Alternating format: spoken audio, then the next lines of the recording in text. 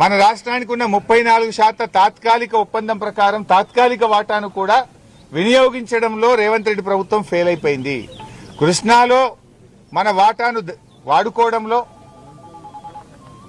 ఆంధ్రప్రదేశ్ ఆగడాలను అరికట్టడంలో, అక్రమంగా కృష్ణానది నీళ్లను ఆంధ్రప్రదేశ్ తరలిస్తుంటే దాన్ని ఆపడంలో ఫెయిల్ అయిపోయినరు.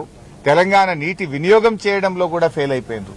గోదావరిలో బనకచెర్లను ఆపలేరు. ఇటు దేవాదుల మోటార్లు నడపడంలో ఫెయిలు, అటు కాళేశ్వరం ప్రాజెక్టు మోటార్లు నడపడంలో అక్కడ ఫెయిల్ అయిపోయింది.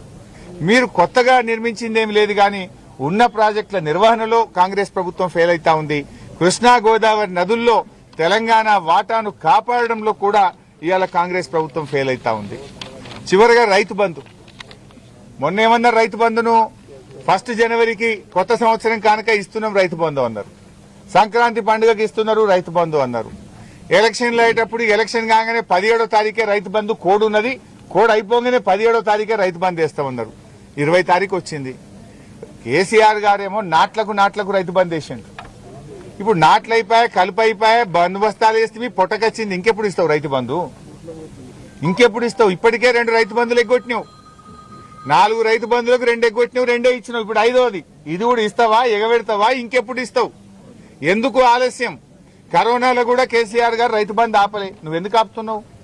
నువ్వు కాంట్రాక్టర్లకు మాత్రం 20,000 కోట్ల బిల్లులు ఇచ్చినావు. ఈ సంవత్సరం 20,000 కోట్లు కమిషన్ల కోసం బడా కాంట్రాక్టర్లకు బిల్లులు ఇచ్చినావు. బడా కాంట్రాక్టర్లకు బిల్లులు ఉంటాయి కానీ మా బక్కచిక్కిన రైతులకు రైతు బంధు వేయడానికి డబ్బులు లేవా నీ దగ్గర? ఎందుకు రైతులంటే చిన్న చూపు? ఎందుకు రైతు బంధు డబ్బులు ఇప్పటిదాకా వేయలేదు? ఫిబ్రవరి 20వ తారీఖు వస్తే కూడా రైతు బంధు రాదా? మొదలేసినవి మార్చిలో అయితే ఇక కోతలకే వస్తాయి.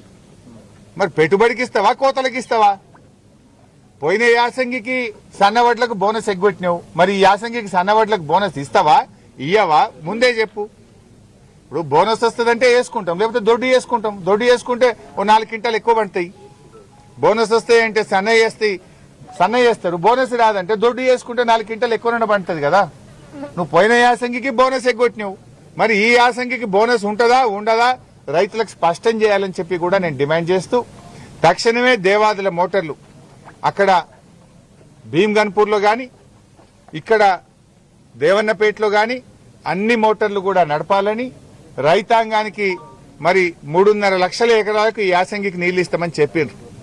మరి 3.5 లక్షల ఎకరాల రైతులకు నీళ్లు అందించే విధంగా యుద్ధ ప్రాతిపదికన చర్యలు తీసుకోవాలని, ప్రభుత్వం మొద్దు నిద్ర లేసి దేవన్నపేట మోటార్లు, భీమ్గన్పూర్ మోటార్లు, గండిరామారం మోటార్లు అన్ని మోటార్లు కూడా నడపాలని మేము బీఆర్ఎస్ పార్టీ పక్షాన్ని డిమాండ్ చేస్తున్నాం.